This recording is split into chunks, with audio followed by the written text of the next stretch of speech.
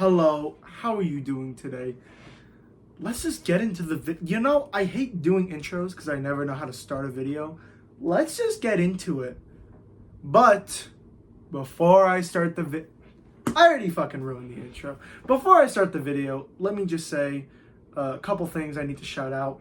One, I do this thing, if you're new to my channel, you might not know, I do this thing where if you want any manga review, any manga review, any comic review, all you gotta do is leave a super thanks and I will give it to you in due time. I legit just went to Half Price Books and bought manga for that, so I'm gonna read that because someone else has been asking for a review.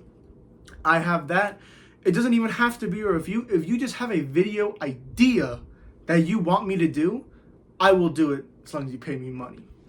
Two, I have a Twitter account in the description down below. You can go follow it. You can go see what I'm talking about. I do like live updates anytime I read something.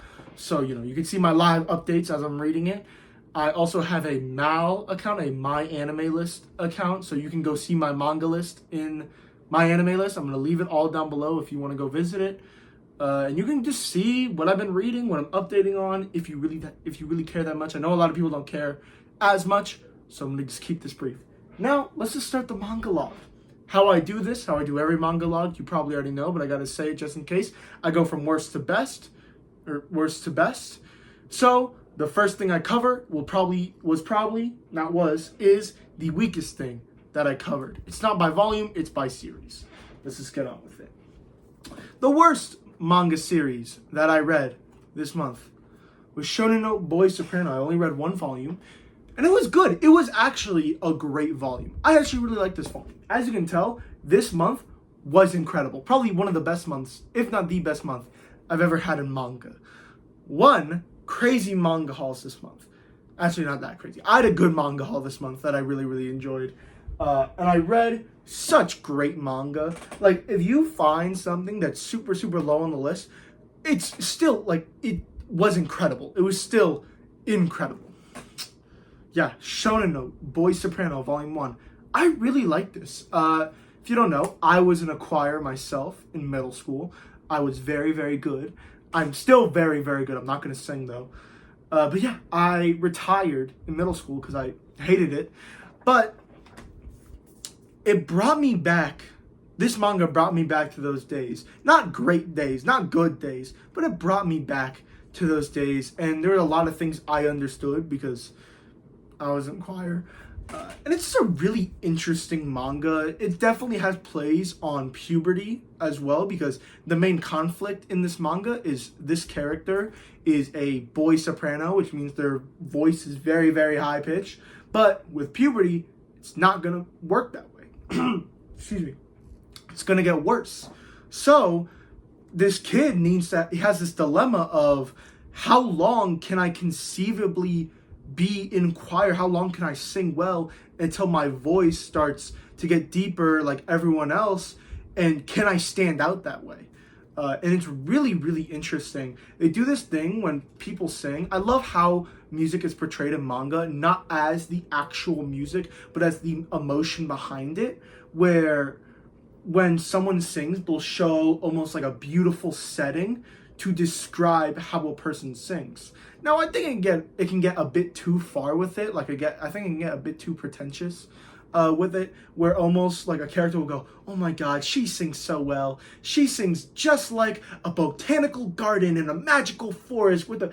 I'm like, I don't care. But it is beautiful. Like when you turn, and those parts I don't care about. But when you turn the page, when a character's singing, and you see just a giant starry night sky, or you see a volcano erupting, or these different beautiful pieces of imagery, metaphorical imagery at least, it's very interesting to read about. Now, obviously, it has issues. I think it introduces way too many characters way too quick, and I just don't know who cares to with, so it seems like a lot of characters are very not important.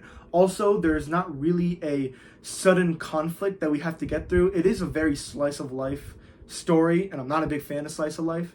But there is a main conflict of they don't have deep voices in their choir, so they're not very good. And it's not portrayed well enough as I would like it to be. I wish it was a more dire thing that we needed to get, but it's more of like a passive thought, at least in this volume. I know it ended at like volume 8, and I have 6 of those 8 volumes, so by the next 2, and I'll finish the series very quick. But I enjoyed this first volume, and I'm gonna read more. Wow, this is gonna be a very, very long manga log. Next, I have Rooster Fighter, volumes 5 and 6. I really enjoyed this. It's probably getting into the best arc in this series, at least of what I've read. Yeah, this is really, really good. First off, the art is incredible. The fight scenes are dynamic, super easy to read, super smooth. The composition, oh my god, mwah, French kiss. It's so incredible. The characters are very, very likable. Like this main rooster here, I forgot his name, but he has a lot of funny interactions with other animal-like characters, and it's just really, really fun to see. This guy's probably my favorite character. I really, really like him, and it's just a very goofy premise that doesn't take itself too seriously, but by doing that, or it takes itself so seriously, but by doing that, it's not taking itself seriously at all, which is a good thing, which is a very, very good thing. A lot of character development happens in this manga, which I think is very well needed. You can't really run this gimmick for 6 volumes and expect it to work and expect it to keep its novelty. The villains are very, very good in this as well. The villains in these 2 volumes, at least, feel very... How do I explain this? They feel very threatening, where almost unbeatable. Like, we get into this one villain where it takes like all the might of our 3 main characters plus another character to beat it, and then we get introduced to another villain that is like twice as strong. So it is like one of those moments of, how the fuck do we get out of this? And I think the series does that really, really well. But I mean, just to keep in mind, I only cover what's in these 2 volumes. If One Piece, like one of my favorite series of all time, has a bad arc, I'm going to cover it in the bottom of my list because it was a bad arc. Like, I'm not going to just say it was the best arc or it was top of it like because it's One Piece, you know? Like, this series would probably be lower than Shonen no Boy Soprano if it was like volumes 3 or volume 4 or volume 5 or whatever. This is volume 5, volume 3 or 4 or 2. They're just not as compelling or as interesting or as exciting as these 2 volumes were. And I'm glad that the series is taking a step in the right direction. After that, we have a series I think is incredibly underrated, but we have Record of Ragnarok, volumes 9, 10, and 11. First off, can I say, I know this is low, I fucking love this fight. This might be my favorite fight in the series, besides, maybe second, besides Adam and Zeus, and maybe third behind, what was it, Hercules and Jack the Ripper. That fight was incredible too. I think this series needs a lot more credit than people give it. Is that the term? I don't know. See the forest for the trees type shit. This series is actually incredible. I love this fight. I know people said they didn't like it. One of the worst fights. I love this fight.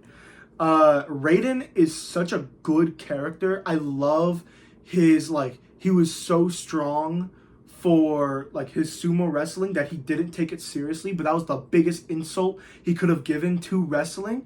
Love that. Same thing with, what's his name, Shima? Well, I forgot his name, but he's like the biggest Indian god.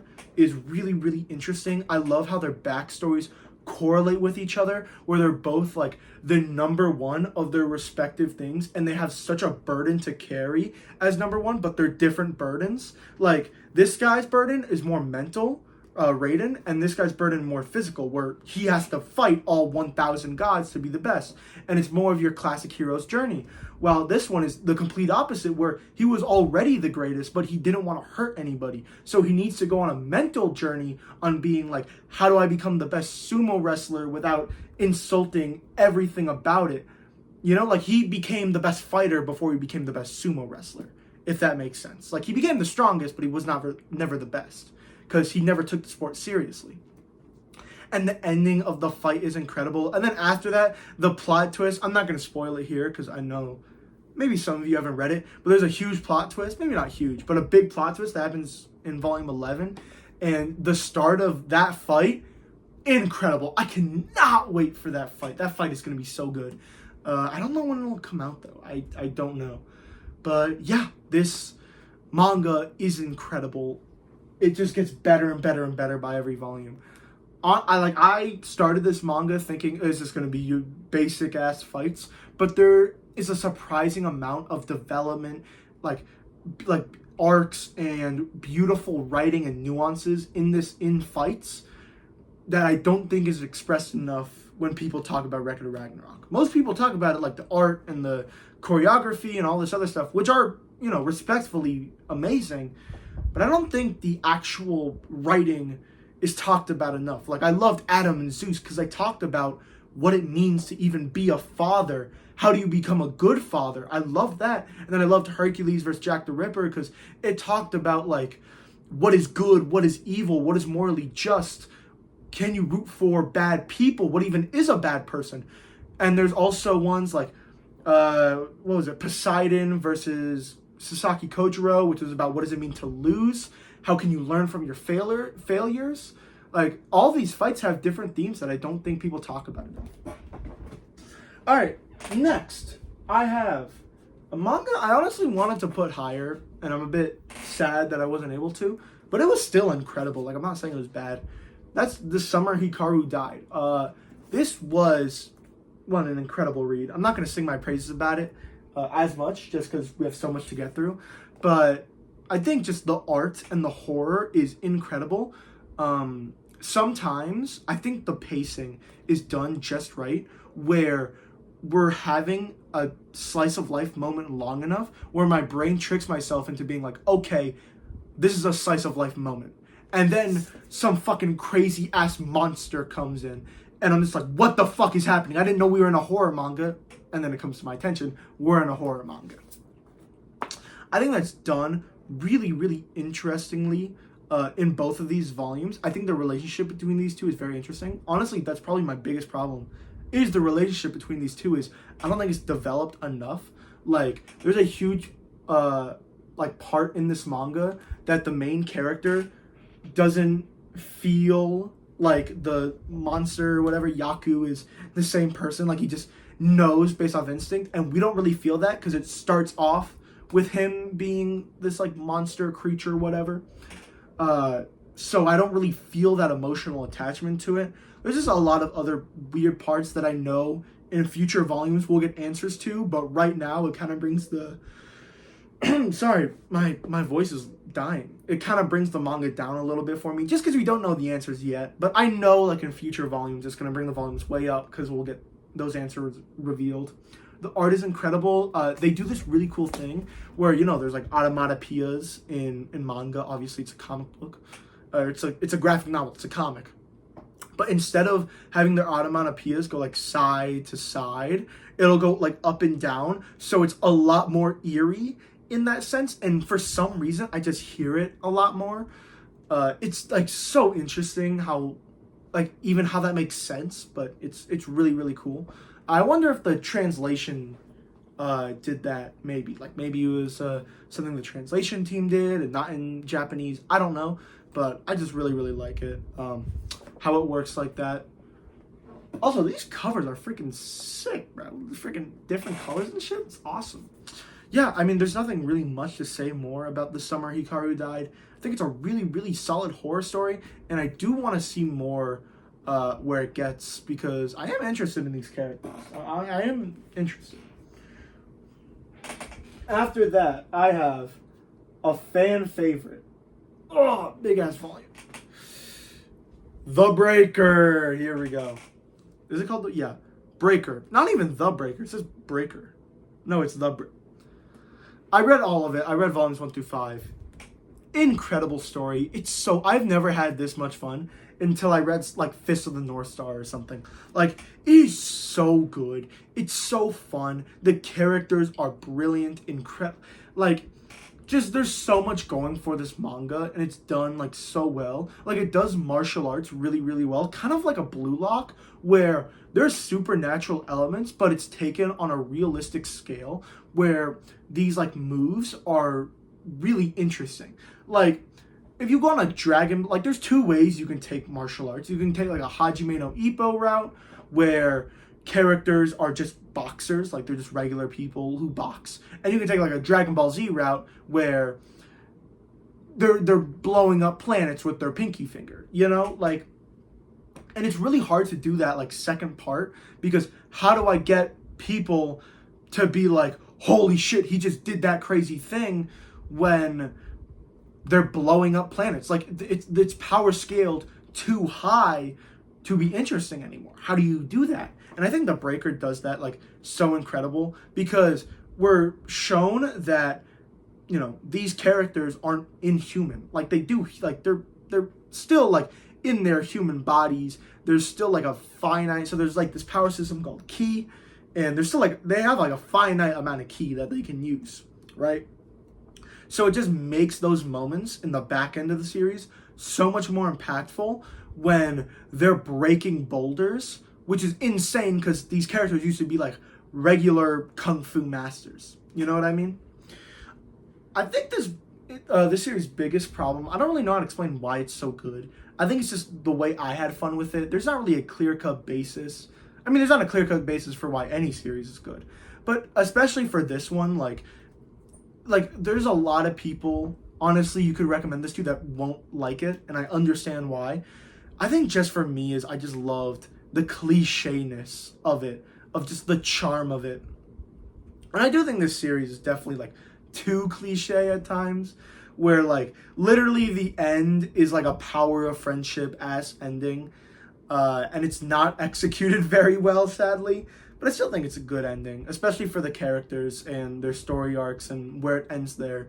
It's a very satisfying ending, which I enjoy. Yeah, but I think that the story just goes on these cliches just way too much, where it just starts to become uninteresting. And I think it goes on a fine line of that for most of the story. Like, I think most of the story, it's cliche, but it's still fun. Like, it's still not cliche in the way where it's almost cliche, but it's not thinking of those plot points as revolutionary. If a story was cliche, but it relied on those plot points to be revolutionary, then it would be a problem. But it doesn't rely on its plot, it relies on its characters that are cliche as well, but also more nuanced than your like, the main character has a classic hero's journey, but halfway through the story he almost rejects all the stuff he learned to become a better person, which is way more interesting than he just followed in his master's footsteps, which is awesome. Okay, that's all I have to say about the Breaker. Oh yeah, the art is incredible too. The art is, like, so good. Next, I have Pluto, volumes 3 and 4. Yeah, this series is ramping up. I read this at the beginning of the month, and I really want to read more. I might for this month, but I got a lot of stuff to read in September. Yeah, this series is starting to ramp up. I did not enjoy the first. I did. I enjoyed it. I'm lying. I really enjoyed it, but not on the same level as, like, a Monster or an Asadora. I enjoyed those two way more than I did Pluto. And Pluto, like, just didn't start off very well for me. I enjoyed the world, and I enjoyed the concept, but it just wasn't selling it enough for me. But as this mystery is starting to ramp up more and more and more, and more questions are being solved, but more questions are also being asked. Wow, my voice is dying. Asked. It's becoming a lot more interesting for these characters, especially when characters that I thought were going to be huge plot points are starting to die. So now I'm like, oh shit, who is safe, who is not as safe, what is important, what is not important, how does this involve the rest of the story? It's really, really interesting. And I can't wait to get into the rest of this. And I know by the end I'm going to be fucking bawling my eyes out or whatever. I know, like, the end of the series, especially because I read Monster, the entire thing of it, and I know how it ends, that this is going to satisfy me to no end. And I do think this will be very, very good. Alright, after that, I have a volume that I did not think would be this high, honestly. I thought it would be the bottom of my list, but this hit in a way I did not think it would hit as much. God, this volume is so good. Volume 6 was incredible too. It's Windbreaker. Windbreaker Volume 7. Oh my god. I literally, I don't know how this series took such a jump in quality. Like, volumes 1 through 5 were good. They're very good, in my opinion. They're very good. We had this nice little tournament arc. Was really interesting. We had some character arcs here and there that I really enjoyed. I think it showcased depression in a really simple but also mature way that I found interesting. not anything crazy, like I wasn't rethinking my life, but I enjoyed it as the story it was. But volume 6 to volume 7 just took it up in such a high way. And I love how Windbreaker does subtle, very subtle characterization. For example, it almost like relies on you, on the reader, to be interested in the characters and ask questions. It almost relies on the reader to be creative, because there's a scene right here where the main character gets sick, right? And the main character has been outcasted his whole life. He has like white, black hair. Everyone says he's a creep, whatever, or like he's a freak because of his mixed match hair. And if you're in Japan, oh my God, if you have a different color hair in Japan, you're getting crucified. But yeah, so he's like always, you know, during his life, and there's a scene or like a couple chapters where he gets sick. So he can't come to school. So two of the side characters who are very fun to watch, Suo and whatever the other guy's name is, walk to his house to like deliver him like tea or whatever, right? And you go to his house and reckon he's a high schooler, and it's disheveled and broken and dirty, and you walk in and it's not clean. It almost feels abandoned in a way. And I love how that house represents Sakura in a way, because he's still in high school. He doesn't have parents. What happened to his parents?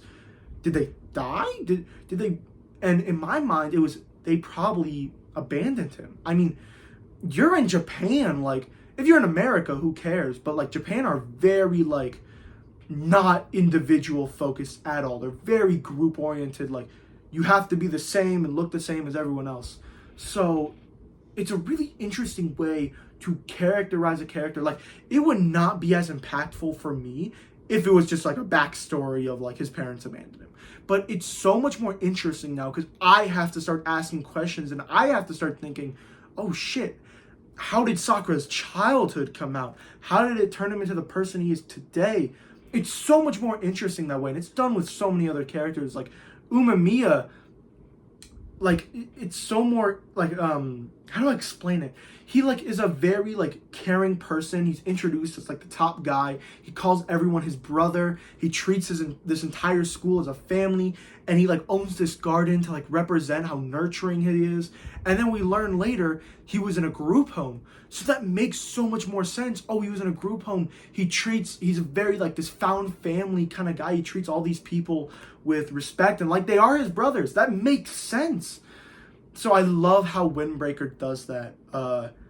Yeah, I don't know why it just hit, especially these volumes hit so much more. And then like there's a certain moment where like it's a very cliche story. It's a very power of friendship story, but it's so much more nuanced than that. And I really do appreciate Windbreaker. It's definitely going to be a new favorite of mine. Like I'm loving this series. I can't wait for volume 8.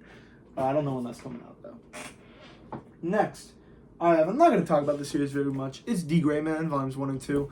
I'm not going to talk about this because a review is going to come out. When? Maybe this month.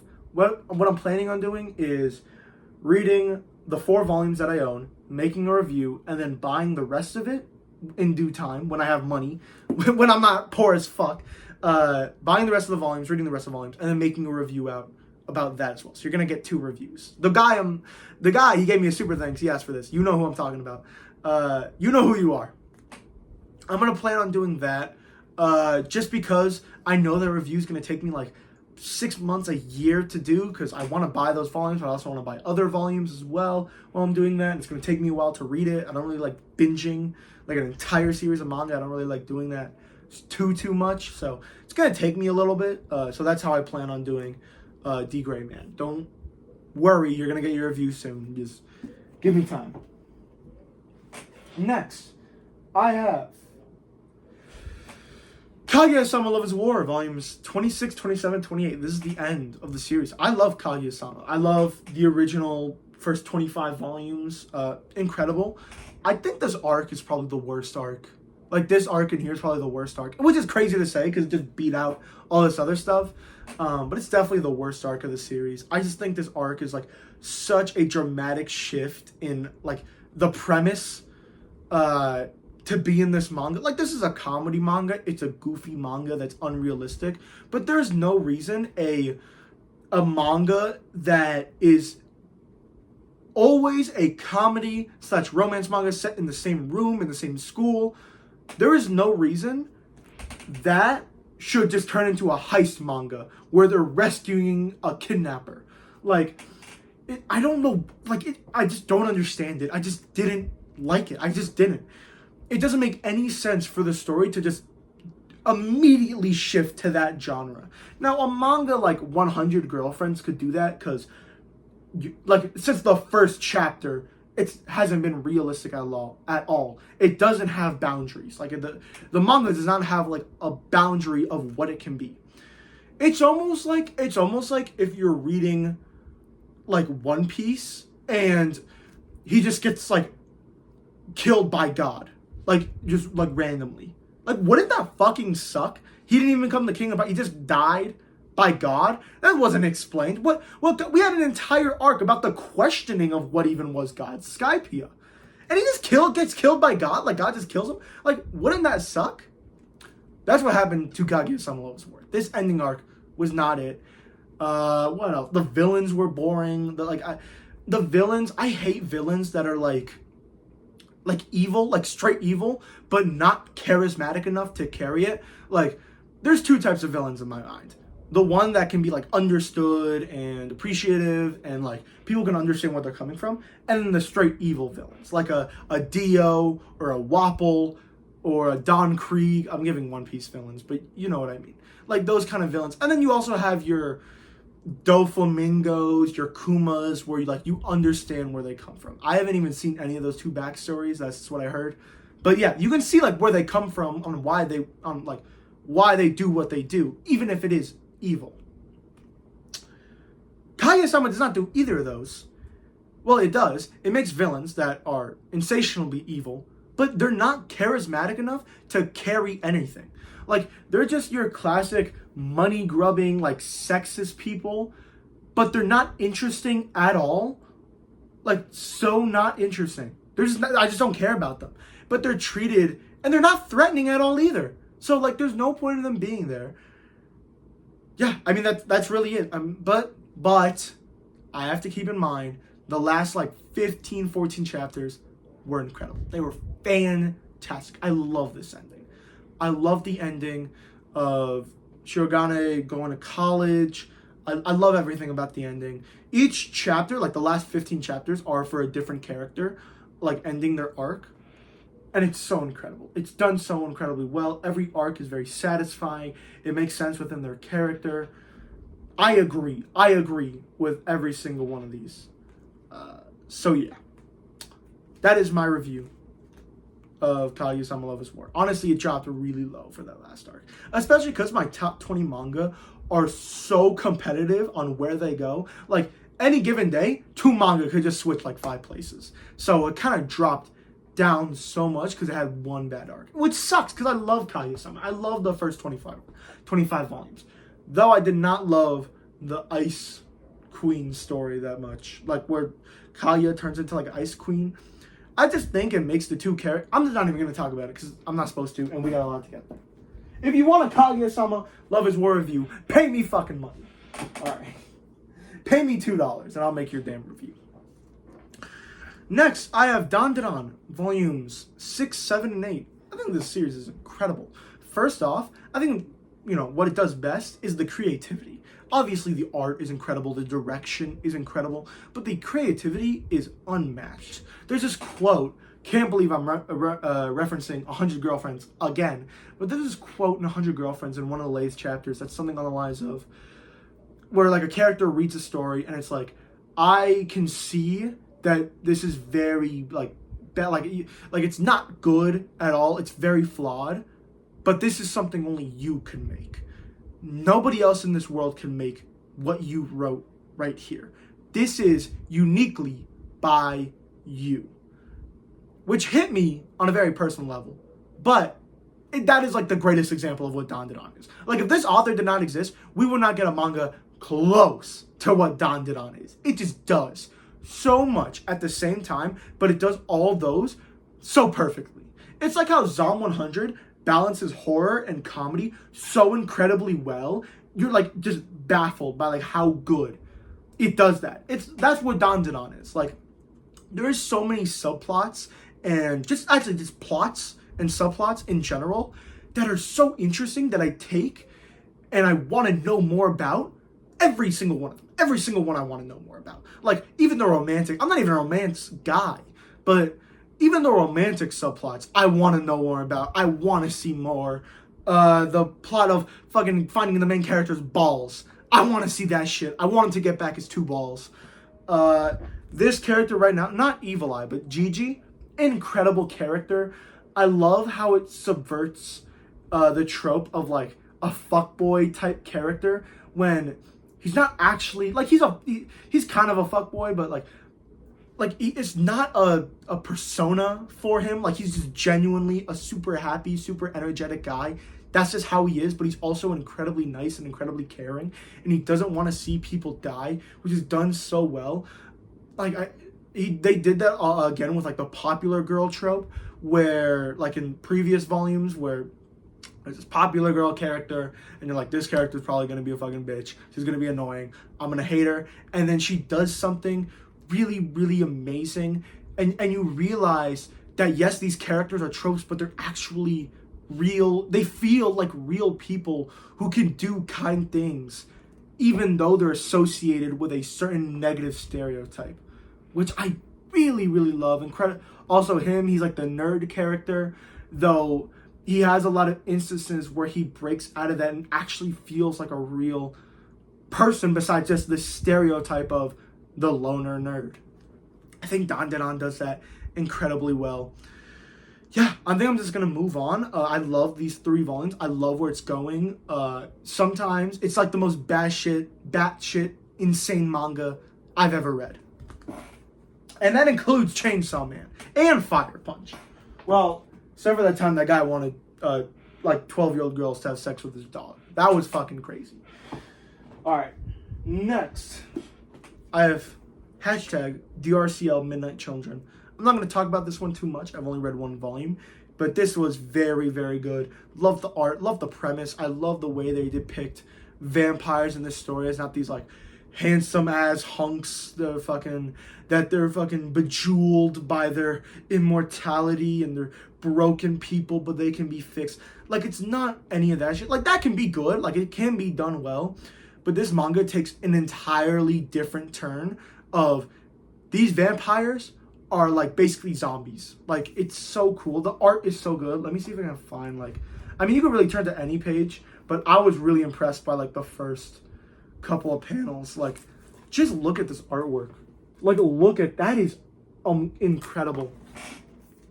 Done so like it's so interesting the way this manga does sound. I don't know why I'm thinking about that, but there's like barely any like onomatopoeias. There's barely any like sound effect parts, but the way characters just do things, the way things are paneled, the way things are drawn, I can just hear everything. It's so good. It's so good. I love this manga. And I really want to give Innocent a try now. I own like the first 2 like omnibuses of it. I know a 3rd one came out. It's the last one. And then Innocent Rouge is supposed to come out. I really want to read that one now because it's by the same author and the art looks incredible. Like, oh my god. Alright. After that, I have Steel of the Celestial Shadows, Volume 1. First off, art, incredible. Not better than Drcl Midnight Children, but it's more of the art style than the actual art. Like, the art is very basic, but the art style is so stylistic. I just love it. I love the premise of this, like a guy who is a samurai, who wants to be a samurai, but legit can't touch steel, and he meets this woman, and she wants to get married with him. There's a lot of questions there. There's this really, really cool, like, power system of, like, kind of like Undead Unluck, honestly. It's really, really interesting. And I can't believe this manga got me to care about, like a love, like a relationship this quick, and got me heartbroken this quick. Like, it's so interesting how it did that. So incredible. Yeah, I love all the characters in here. I love all their interactions. It's very goofy, very lighthearted, but also very serious at times. This manga just does it all. It definitely needs to stick the landing in the next couple of volumes, because if it doesn't, it could definitely fall off for me very, very hard. Alright, after that, we have a manga I don't hear anybody talking about, and maybe that's because this is very, very old, kind of. Homunculus, volumes, well, I guess 4 and 5, but 7, 8, 9, 10. Volumes 4 and 5. Honestly, the only reason this is this low, and yes, I said low, not this high, I just don't understand what's happening at some points. Like, I definitely need to either reread this series or, like, watch a video. You know those videos where it's like 109 things you missed in fucking this movie or whatever? I need to watch one of those videos. Can someone make a video about that, but with homunculus? Usually I'm good. Usually I can understand like a metaphor, an analogy, like something an author is doing. I can't understand shit about this. Okay. Let me rephrase. I can understand a lot about this. There's so many parts that had my jaw dropped, where I was crying, I was screaming, I was shitting my pants. So many parts in this manga that are so well crafted and so interesting. It had me looking back on like my own ideas of certain topics that this manga brought up. And I think, and I love manga like this that like bring in conversation where they're not just very cut and dry. Like with a Demon Slayer, I have a big opinion on you can get anything you want out of a series because everybody is different. But at least with like Demon Slayer, you know what Demon Slayer's about. It's about a guy who slays demons, whatever, you know? But like with Homunculus, you could get 10 people to read this manga and they'd all have different interpretations of it. That's like a manga like The Horizon, like Flowers of Evil, like very like those types. And I think Homunculus is about, I don't even know. I think it's about the perceivedness of ugliness in our society.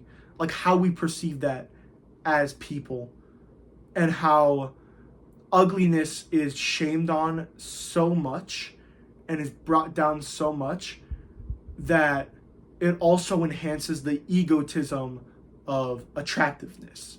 I think that's what that's about. That is my like perception of this manga. But I could definitely believe if someone went, this manga is about the meaning of life and about, I don't know, like cherishing your goals or something crazy like that. Like, I never got any of that shit out of there, but if you did, like, I can completely understand it. I have no clue what it's about, but that's like my interpretation of it at least. Alright. After that, we've got a manga that I never thought would be this high on any list, and I took another one. I never thought it would be this high on the list. I never thought it would leave the bottom 5 on my list. Not because it's bad, but because it's kind of basic. But this manga, unexpectedly, made me cry and had a fantastic, beautiful ending. And that is Food Wars. I know, crazy that Food Wars beat out the likes of Homunculus and fucking The Breaker and Regular Ragnarok, stop. You know, insane. Like Drcl, crazy. Food Wars was even able to do that. I read to the finale, 34, 35, 36. Oh my god, I love Food Wars. It is such a guilty pleasure manga. Like, I can know this manga is not as good as I think it's good. Like, I think it's a good manga, but it's not as good as I make it out to be, like, 100% of the time. I just love it so much. I love all the characters. I love the interactions they have. I love the premise. There's so many aspects to this manga that are so incredible. It does this thing really well where it's able to scale characters up really, really well. Like, we're introduced to, like, someone's father, world-renowned chef, the best chef we know, and then we meet this guy, and he just beats someone's father like that. Like, boom, like that. So now, us as the audience are instantly clued in, oh shit, this guy is dangerous, this guy is good. And the way... Oh my god, I love Food Wars. And the ending was so good. The ending was so good. Like, oh my god. I love the way they portray cooking and the way they portray life and just achieving your goals. Like, I love how Soma's mother is shown in a way of showing the two different sides of cooking, of being good at it and loving it. And I love how she's like the other side of Soma's father. Like Soma's father is good at cooking, but we have a giant backstory about how he doesn't love cooking. Or like he didn't love it at a time. And then Soma's mother is the complete opposite. She sucks at it, but she loves it so much. And I love how that's portrayed both in Soma and how he's like the best of both worlds. The best of the Hannah Montana ass shit. He's like the best of both of their ideals. And I love how Soma's mother is portrayed where when she, you know, dies, how Soma's father, or how Soma kind of loses that little spark in him. And if you look back at the beginning of the story, he kind of loses that spark of becoming better and just wanting to take up. It's almost like a Igor. I don't know why I'm comparing this manga to fucking Igor by Tyler the Creator, where it's like a giant loop. Like you could like read this final volume and read volume 1, and it would probably be a lot better, honestly. I don't know. I just got so much out of this manga that I wanted to talk about. I want to finish this video quick because I hate making long videos like this, but whatever. Next, I got Dr. Stone. I'm not going to talk about this too much. This is just so enjoyable. It's so fun. It's so creative. It's so exhilarating. It's get excited ass moment. Oh, excuse me.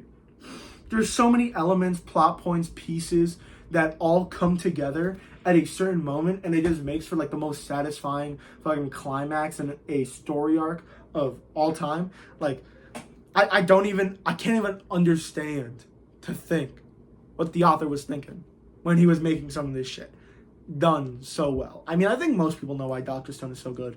Honestly, my biggest complaint, I don't really have one. I think they just find out stuff like too quick. Like, there's a certain moment in this where they have to find out, like they win a tournament or whatever, and they have to find out like what this girl's like fucking illness is, and they find out, and like the next chapter they fix it. Like I was expecting at least a little bit longer of fixing it, you know, but you have to keep the movies, you have to keep the plot moving forward, and it's a manga where if your readers are not liking something, your series could just get at like any moment. So I 100% understand why a lot of these Shonen Jump manga are very, very fast-paced. That's at least my biggest problem with Dr. Stone, is that it moves just too fast. Sometimes. Very, very sometimes. Alright, next we have one of the funniest manga I've ever read, The Fable. Yeah, this is just like a new favorite of mine. Like a new fucking best manga of all time. It's so funny. It's like actually the funniest thing of all time. I literally just taught, I don't know if you guys know this guy. His name is Manga Madhouse. He's incredible YouTuber. He like actually edits his videos, unlike me. Yeah, incredible YouTuber. He like posted, he like asked me, he didn't ask me, he asked, is The Fable good? And I was like, just give it, like, it's incredible. Like, he didn't find it funny, I found it hilarious. Yeah, The Fable does like everything right for me. It's so good. The main character and the characters are so likable, so enjoyable. There's just a sense in the writing of just such pounding realism. Like, these characters feel like real people that talk like real people. There's an era, there's an eeriness, there's an energy of like campiness in conversations that just feels so smooth and so realistic. Like, I honestly think it's better than like Naoki Urasawa's dialogue. Like, Naoki Urasawa's dialogue, like with Monster and Pluto and Asadora, is incredible. It feels also very realistic. But I think this is done like a lot better. And I love how the author, said, I try to make my characters look like how they would be shot like in a movie. Like, I love how he explained that. He leaves these little like author notes at the beginning, and I read them like every single time. They're so incredible. They're so like smart. Like, you can take away so much from that. I know I'm praising the author's notes when there's so much to talk about in the manga, but I feel like I'm gonna make a review someday about this manga. It's so good, and I literally own volume 3. I really want to read it, but I'm just like, should I? But like, I do, but I don't. You know, like I want to read it, but I'm like, I feel like I should get more, because if I read volume 3, then I'm gonna want to read volume 4. Then when I get volume 4, so I feel like I should save up, but I also really want to read volume 3. Yeah, that's a lot about this manga. It's insane how good it is. We're almost there, by the way. We have 2 manga left, and guess what? It's by the same author, which is actually insane. Imagine being the same author and making like 2 masterpiece manga volumes. Well, this one is a masterpiece volume. This one is not. It's Zom 100 volume 15. The only reason this manga volume, this single volume, is not a masterpiece is because they're running from zombies, right? Hold on. They're running from zombies. There's this huge scene where they're running and you know, the main girl is, why didn't you confess to me before if you knew my feelings were obvious? And he actually says, like, this got me infuriated when he says this. He says, I quote, because I'd already completed the confess to the girl I loved item on my bucket list. Doing that one again would feel kind of mid. Brother, you're about to never see this woman again. And that's all you can think about. I get it. You were a slave, like a wage slave for 3 years. Like, the bucket list is what you want to do. And he even explains, like, he literally says at some point, like, I know how important the bucket list is to me. So I know how important your goals are to you. I understand. Like, I get, like, how important his goals are. But that felt like such a just, like, piss. I just got pissed. I don't get angry at anything very much. Like, manga, even people. I don't even get angry at that shit most of the time. Oh my god, bro. You have the audacity to say that shit. Like, I love this manga. I love manga. I love Zom 100, Bucket List of the Dead. This is like the climax of the story in my opinion. Like, I know it's not. Like, I know the climax is finishing the bucket list. This is the climax. They finish off. This is my favorite love story. This is my favorite love story in all of manga. Oh, it's not even a romance manga. This is my favorite love story. It's so good. It's so incredible. I just love this manga. This manga is so good. And I love it. Okay. After that, I have the final volume here that I wanted to talk about. That volume, and it's my favorite, probably my favorite volume of all time. It used to be The Boxer, Volume 7. That was my favorite volume. And now it's this, Allison Borderland, Volume 9, which is crazy because this entire volume is basically like one conversation. Oh shit, I posted on my Twitter showing like a conversation in Homunculus being like, this is my favorite conversation in manga. This is my favorite conversation in manga. This volume talks about such incredible ideas and it has so much to say about life. I never thought I would ever hear such interesting and incredible, beautiful ideas expressed in media. Just media, not even manga. Basically what this manga tries to say, and please click off the video if you haven't read Allison Borderland. This is the penultimate volume to read if you are into manga. What this manga has to say is, in my opinion, the meaning of life. How do I say this? The way to know, the best way to know what the meaning of life is to not get caught up into it and to just experience your life with the people that you love and the things that you love.